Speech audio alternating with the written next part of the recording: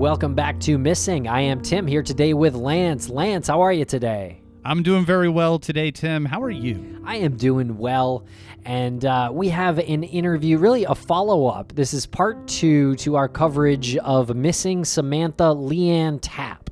And we did one episode with private investigator and former police chief Lou Barry and case advocate Jason Watts, who has a little personal connection to this case. But that was episode 1. This episode, Lance, we're speaking with Samantha's sister Kendale and her friend Vanessa. Really great opportunity to speak with two people so close to a missing person, and an amazing opportunity to get more information out there, to hear the voices of people connected to her, especially her sister. Vanessa provided some really great insight into their relationship and where their minds are at now as far as the search and the investigation. But it was especially moving to see her sister. You know, when you get that close to the missing person, to see her sister, Samantha's sister, talk about her and how stubborn she was and just humanize her so that people might want to come forward if they have information. It'll resonate more. So I don't want people to miss that opportunity. And Samantha went missing when she was 16 years old. She went missing from Burleson, Texas on October 12th, 2004. And she's technically listed as an endangered runaway. And that seems like a bit of a point of contention with Samantha's sister that she's not officially missing. Right. I think that was one of the first things that they want to have changed, is that she's not an endangered runaway. She is, in fact, missing. And anyone with information, they direct them to the Burleson Police Department at 817-426-9910. And Tim, you mentioned how Lou Barry is working on Samantha's disappearance. And as most people now know, if you know about private investigations for the missing, you know that Lou is one of the primary investigators at that organization. So if you want more information on that organization, you can find them at investigationsforthemissing.org.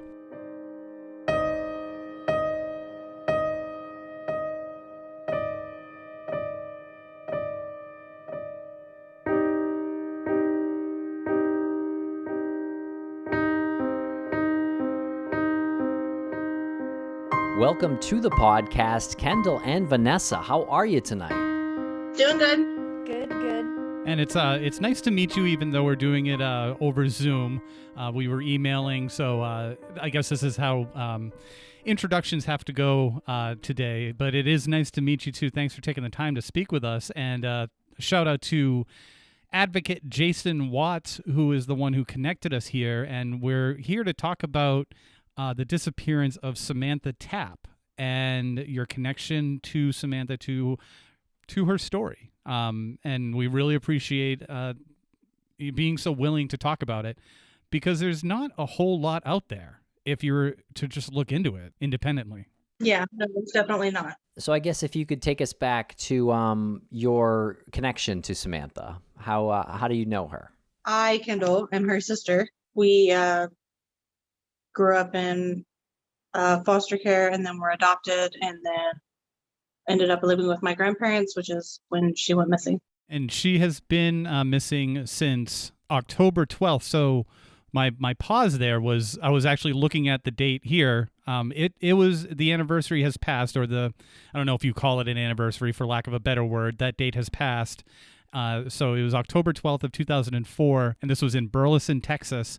And she would be 33 now. Speaking of the date, I mean, how do you like approach the date, October 12th, every year? I don't recognize this date. I recognize her birthday, and I celebrate her every time it's her birthday and every time it's my birthday. Kendall's daughter, her oldest daughter, we share a birthday, and I know I always think of Sam whenever I think of Lindsay and my birthdays. And then Sam's birthday is about a week after mine. And so I don't think about the date that anything, didn't go as planned, so to say.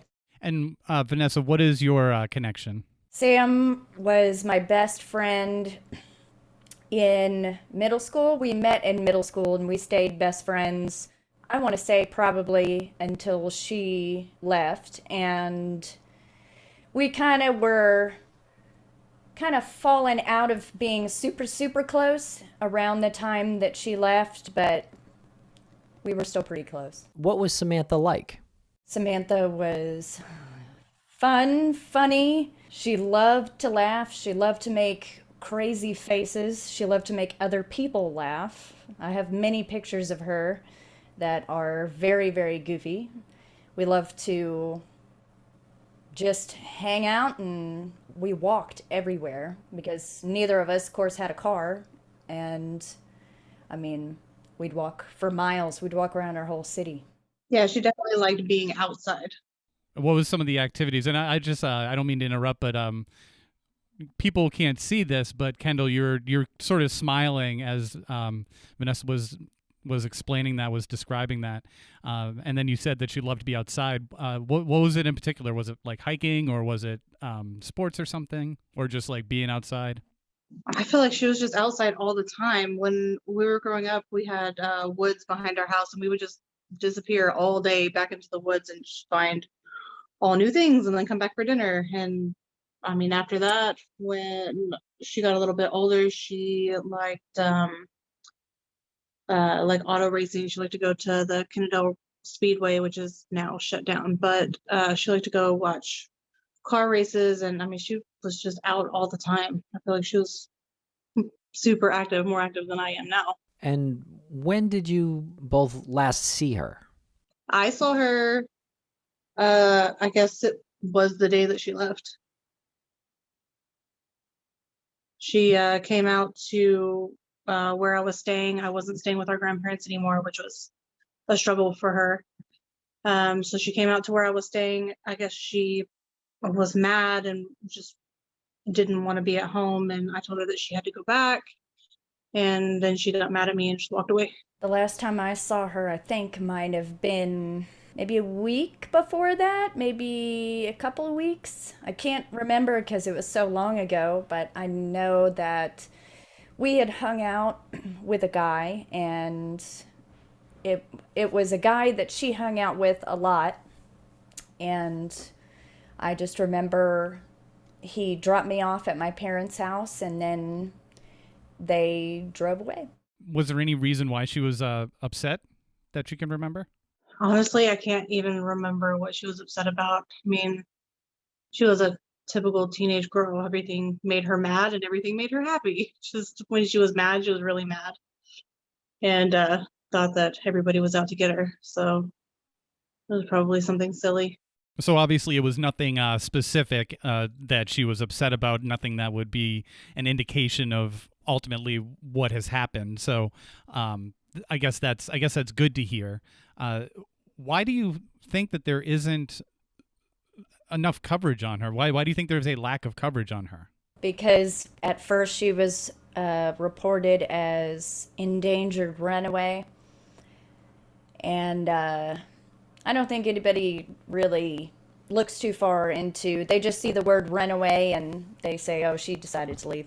She may have decided to leave at first, but I don't think she would mean to stay away this long necessarily. Yeah, I know when she first left that they did say that she was a runaway, and she had run away in the past, but I tried to convince Burleson PD that, you know, this had been too long, that she would always reach out to me no matter where she went or how long she was gone. She would always reach out to me within the first 24 to 48 hours, and she hadn't. So I was really concerned. And social media wasn't that big back in the day. Yeah, no. I don't even think Sam had a MySpace. I don't even know. I can't remember. But Sam and Kendale were never separated. They were super, super, super close. And whenever Kendale left the grandparents' house and went and lived with her boyfriend at the time, Sam, I know, was trying to move in with Kendale, and there was just a lot of things going on with that. And there was a lot of circumstances where Kendale was living that Sam couldn't come over there. And Kendale definitely wasn't going to go back and live with at the grandparents' house. So that was really, really hard, and that was around that time that happened. And then she was also in trouble a little bit What did she do? She stole her aunt's car. Yeah, she stole her aunt's car. Her aunt. She stole her aunt's car and was on probation for that. And had to go to like some special school that my grandparents mentioned. I don't remember this, but they mentioned that they had to take her back and forth to this school for a while. It feels like there was transitioning between households. Why was that the case? I honestly couldn't tell you. I know that at one point our adopted mom sent us off into different places. I think she was overwhelmed and couldn't deal with 8 teenage girls nonetheless. And I think she just had had enough. So she sent us off to different places. I ended up with my grandparents and Sam ended up with our aunt. And after she was getting in trouble and everything over there, I thought it was a good idea for her to come and stay with me. I mean, honestly, I can't remember why she didn't come with me in the first place. I just know that she didn't. So then she ended up coming to live with my grandparents and me. I don't remember why we ended up moving around so much. It was all within a matter of like a year, maybe a year and a half. And yeah, you were so young. Were you and Samantha switching schools as well? I don't know if she went to school. I mean, I guess she had to whenever she was with my aunt, but she went to Godley for a minute. That's where the photo came from. That's on her missing persons photo that was taken in Godley whenever she was out there with me. And then we went to Burleson whenever I begged my grandparents to buy a house in Burleson so we could go back. So she was in Burleson for probably a year before she went missing. The reason you were convincing your grandparents to buy a home in Burleson is to return to someplace that was familiar to the two of you? Yeah, because we grew up in Burleson. That's where we always went to school from Yeah. the time we started school. That's the only thing that we ever knew. And when I went to Godley, it was weird and I didn't know people and it was weird. It was smaller. It's a tiny, tiny town in Texas. I was just gonna ask that. What yeah, can you give us a sense of like the size of that town and the size of Burleson? When I was in Godley, population was 614 people. Population of Burleson is significantly larger. Wow. It's not huge. It's not like Fort Worth or Arlington or Dallas, but it was definitely bigger than Godley. Probably at the time we were going to high school, the population of Burleson might have been like 20,000, something like that. I think the population of Burleson now is like 35,000. So that's like a giant culture shock for you. Yes, definitely. Yeah. I mean, I'm not going to say that the people there weren't awesome. I mean, we made friends when we were there. It just wasn't the same as being in the town that we knew, and we knew the people there, and we knew the location, and it was just comfortable for us. Whenever we moved out there, it was just awkward. And what's the age difference between you and Samantha? 18 months. So you had probably the same circle of friends? Yes, kind of. And what was it like when she disappeared? What did that do to you and the friend group? Whenever she disappeared, I was living back in Godley, so I didn't know her friends. I knew some of the people that she was hanging out with because I had met them before, whenever I was still living with my grandparents. But whenever I moved in with my boyfriend at the time, I was back in Godley, so I didn't know who she was hanging out with. I knew that she was going to the races all the time and that she was hanging out with a lot of guys and that she was just trying to get by. I remember it was kind of mass chaos. I remember asking anybody that I knew that she was really, really close with around that time, have you heard anything? Do you know where she went? And I remember one girl, which of course I can't remember her name, told me, Sam didn't tell you quite a few things because she didn't want you to be mad at her. Because I've always been pretty opinionated, and if I don't like something you're doing, I'm just going to tell you pretty much. Kendall knows that. But yeah, so basically she kept secrets from me. And me and Kendall hung out not that long ago, and Kendall still has a couple of her things, and one of her things was an agenda that she had from school, and she wrote all over it kind of like a journal. And it was kind of funny going through it because there were so many guys' names. But, you know, I'd say, oh, how come she has that guy's name? I was talking to that guy. You know, so it was like things that kind of like secrets that I got to see. And this person that said this to you, was she the same age as Samantha? Yes, I'm the same age. We were all the same age. Me and the friends that she was close with, we were in the same grade. So, I mean, what was it like when she disappeared? What did you think? Where did you think she went? I honestly thought that when she walked away from my boyfriend's house, that she just was going to cool off. Like she was just going to go, find some building to sit next to, because that's what she would do when she ran away. She would go find some building to sit next to, she would calm down, and then she would go back home. But 2 days later, I hadn't heard from her, and I mean, I was freaking out. I honestly didn't know what to do. She just disappeared off the face of the earth. And when you reported her as missing, was it immediately listed as an endangered runaway? And that hasn't even changed, by the way, when you look into this. I know, it's very annoying. Nobody pays attention to her case. I know, yeah. It's got to be like, we do these interviews and we talk to people that are in your position or both of your positions, and I mean, it's frustrating to hear it. I can't imagine living it. And, it's, our hearts always go out to people in your positions. And I whatever we can do to help, get the word out there, raise the visibility of Samantha's disappearance, and maybe get that change from endangered runaway to something else. What would you rather it say? Just missing. I mean, I would prefer that it not say runaway, because at this point she's not. You don't run away for 17 years. Especially when the one person who you grew up with, who's related to you, is still out there.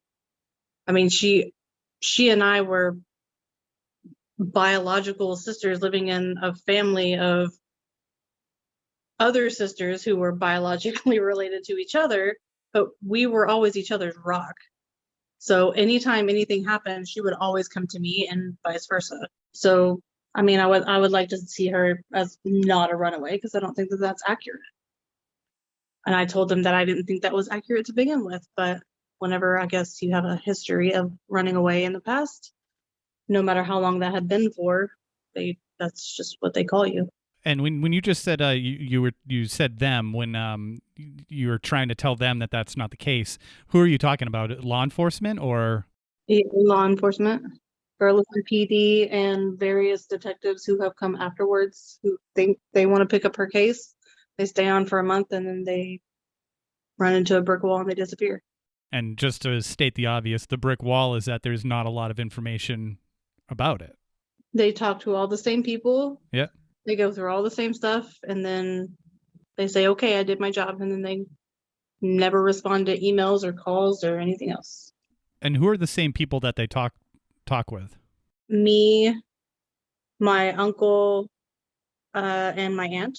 They've never told me that they talked to anybody else. Do you give them names of friends or people that you think, like, for example, you were going through that agenda and you saw names of like guys' names and other names in there. Is that something that you've given to a PI or to law enforcement? I'm trying to remember. I think when she first went missing, we told them that we had this agenda of hers, and they said that, I can't remember exactly what they said. They said that they didn't need to see it, that if I thought anything was important, that I should let them know, but it wasn't something that they, I guess, were interested in at the time. Isn't you providing them with that information the interesting part? They were more interested in getting my DNA and getting it put into their database. Which is important. We can give them that. That's important. But the job is to take that information, not for you to suss out what's important. I still have it, and I mean, I've scanned it in, and I've sent it over to Jason and to Lou, who are amazing and have spent more time on this than anybody has in 17 years, which is literally the only reason that I agreed to do this, because nobody else has ever really cared. It's just been me Googling her name, trying to find her on social media, praying that her image will show up somewhere and that I'll recognize her. And there have been a few that I thought were her. Turns out they're not, but I still look every day. Well, that is great to hear about Lou and Jason. I'm curious, what are you expecting to see if you were to find her online today? What would you expect her to look like, or that to look like? The image that I have in my head about her is that she kind of did what I did, just got away from everything, started a family, and just didn't want to come back, didn't have any need to come back. So she just hadn't maybe even thought about it. I mean, that's my hope, honestly. That would be the best scenario. I mean, that's not to say I've not gone through all of the horror story options in my head. Obviously, that happens, but the main thing that I try to stick to is that she didn't have anything to come back to. Maybe she was so mad at me because I wouldn't let her stay with me that she didn't want to come back. I mean, who knows? I mean, she was pretty stubborn, but I don't think that's stubborn. She was pretty stubborn.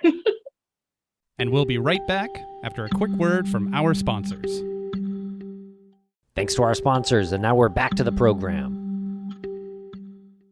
Tell us about any subsequent searches that took place in the days or hours in the days after declaring her missing. I can't think of any searches that happened other than what I did. I went driving around looking for her. There were no police organized searches? Yeah, there was no search party. There was no, the police took our statement and that was it. From what I understand, somebody at the police department told my grandparents to change the locks on their door because she was coming back to the house. So they did, and after that, nothing. Tim and I have the same expression. Say that again. Someone told someone told your grandparents to change the locks on the door?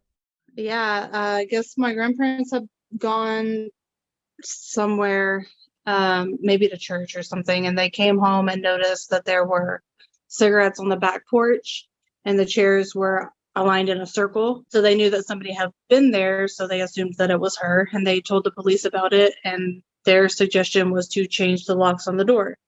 So they did. So she can't come in. I guess they thought maybe that would force her to knock on the door to try to get in. I don't know. I'm not trying to say that law enforcement knows the mind of a teenage girl, because clearly they don't. Right. She was a threat, I guess. I mean, if she's endangered, how is she also a threat? I don't know. It's honestly, as many cases as I have looked at over the years, this is the weirdest, and I hate to say that I'm even part of it because it's so weird. This is the weirdest case that I have ever seen, that just nothing was ever done. Like we said, that she, ran away, and then a couple days later we said, okay, she's missing, and nobody did anything. She just has always been a runaway. I'm actually surprised they even have her in there as endangered, because nobody's tried to do anything to try to find her other than what I have done, the stuff that I have told the various detectives who have come along, who randomly picked up her case because it was sitting out on somebody's desk at the police department. I feel like all of the information that they have gotten is from me, that nobody has done any actual detective work. And if you don't mind, can we talk about that that situation again with your grandparents noticing that there was somebody on the porch and the chairs were arranged differently? How long after she disappeared did that happen? I want to say within a week. Did she smoke cigarettes? Yes. Do you know if those were like the brand of cigarettes? Did she have like a particular brand, and the cigarettes that were left were those? Do you know what those were? I'm pretty sure at the time she was any brand. Yeah. And I didn't think at the time to even ask them. I mean, they wouldn't obviously know now, and they wouldn't have kept cigarette butts. But I mean, nobody came out to even look at it. They just told them to change the locks. Do either of you think that was Samantha? Oh, I'm sure it was her. You're sure it was her? Yes. I mean, I can't imagine anybody else was in their backyard. It had never happened before. It was in their backyard, and in her agenda that we have, I mean, it shows on that day that she was supposed to have people over. So I'm assuming that she just kept her plans. I mean, she knew that they were going to be gone, so she had them over anyway, and she couldn't get in, so they just hung out in the backyard. Yeah, and I think it said on the agenda, have the house to myself or something like that, right? Yes. October 12th. Grandparents do not get home till late, home by myself. And it says Brandon and somebody else were coming over.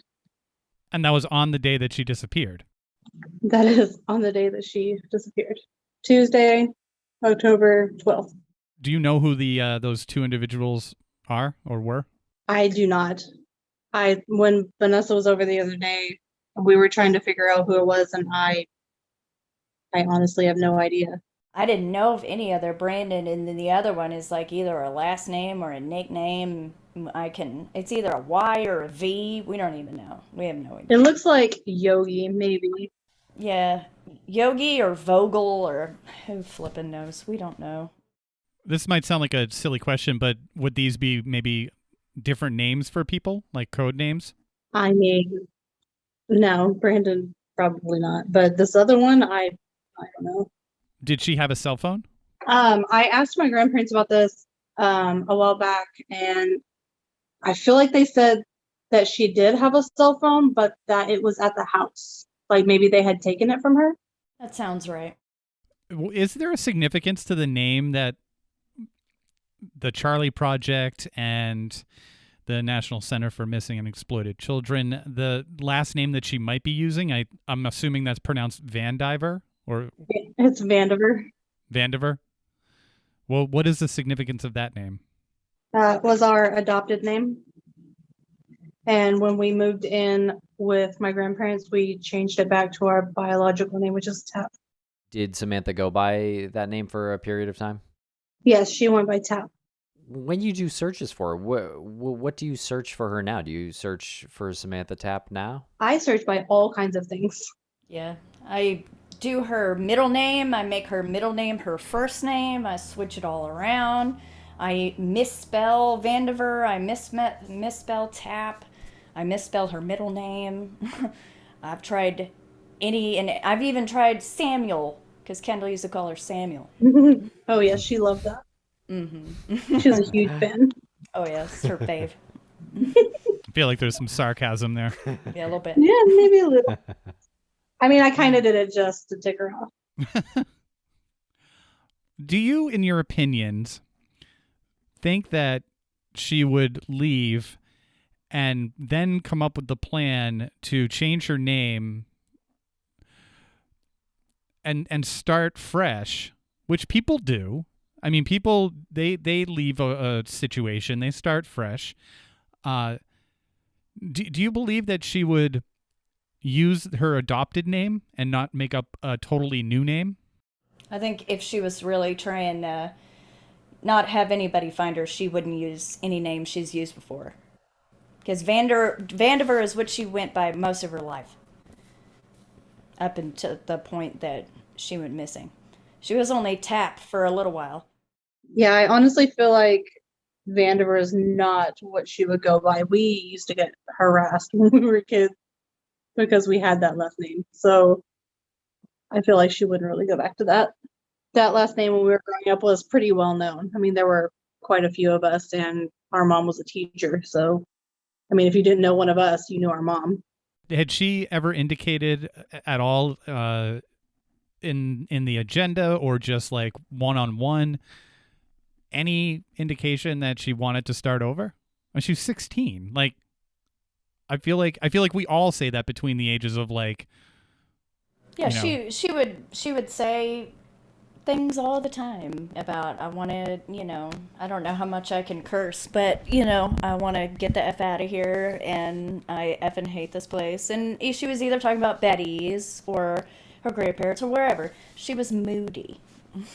But she was also a young female, and we can all be moody sometimes. But I mean, half the time she didn't mean it. Sometimes she would run away. Sometimes she'd be gone for a little while. There was one time Kendall and I got in trouble because we were sent by Betty to go look for Sam because she ran away. And so she said to go find her. And so we left, and then we got in trouble by the police. Ended up on probation. Yeah, we had to do community service at a nursing home. No, we didn't even find her. Did she come home later? I can't even remember if she came home later that night. She came home the next day, and we were mad. Where was she that night then? I don't remember. Like I said, she probably went and sat next to a building, pissed off, just trying to hide, not be seen, and then came home. Either that, or she went to like a one of the guys that all of the sisters were friends with, like this one little family of guys. There were like a brother and a cousin, right? Yeah. Yeah, I think it was the cousin. She just really liked to hang out with people. She was a very people person. She didn't like to be on her own. She liked to be around people. I think she got too much in her head when she was alone. Can you explain to me and the listeners the geography of the area when you say that she would usually just go and sit by a building? Is it like an isolated building, or is this like a kind of a busy town area? Like, in what direction would she typically go in? Burleson is, I guess, what you would call a bedroom town. So it's a little town in between big towns. It's right off of the highway, but where we were at was right on the line of another city, which was Crowley. So she would go either way. She would go directly into Burleson and on this same street, which was Renfro. So you could go to the left and go to Crowley, or you could go to the right and go into Burleson. And it's not a very large area. I mean, what is Burleson, like 10 miles or something? Like, it's not huge, but it's bigger now, but at the time it was smaller. She would just, it's not a large area. She could literally just walk around town and come back home. There's been no sightings? Not that we're aware of. Were there ever any longer runaways that before she went missing, other than the one you already described? No. So they were all pretty short term? Always just for a few hours or for the night. So when she left, I know you think she was upset and everything, or she was upset. But I guess so you couldn't imagine her just not coming back or not contacting you or anything like that, right? At the time, no. But again, she could have been so mad at me that she just thought that I betrayed her too. I was going to make her go home. I've seen her pretty mad at you. And she still, even though she screamed at you, she still talked to you. Yeah. I don't know. It has gone through my head that maybe she was so mad that I was going to make her go back to my grandparents' house and not take care of her, that she just decided she didn't care anymore and just went away. But there's always that part of me that remembers that every time she left, she always called me. I was always the first person who knew that she came back. I think you're putting too much blame on yourself. She would sneak into the house like 4:00 in the morning, and she would come to my room. Nobody would even know that she was back until 9 or 10 o'clock the next day. But I knew that she was there. I don't know. It's weird. Well, it feels to me, just hearing you describe her and her typical behavior, I think at some point it would almost be impossible for her to not call you, because at some point you realize that you're just in it too deep, right? That's why my phone number is the same. Yeah. After 17 years, I've never changed it because I'm thinking one day she'll remember a phone number and it will be mine, and then she will call. What are the odds? But that's why I do it, because I hold out hope that someday she'll want to come back and she'll remember that I was there for her. Well, the first step is making sure that enough people, so many people hear about it, and doing shows like this and other shows. Have you done other like maybe news segments or other podcasts or anything?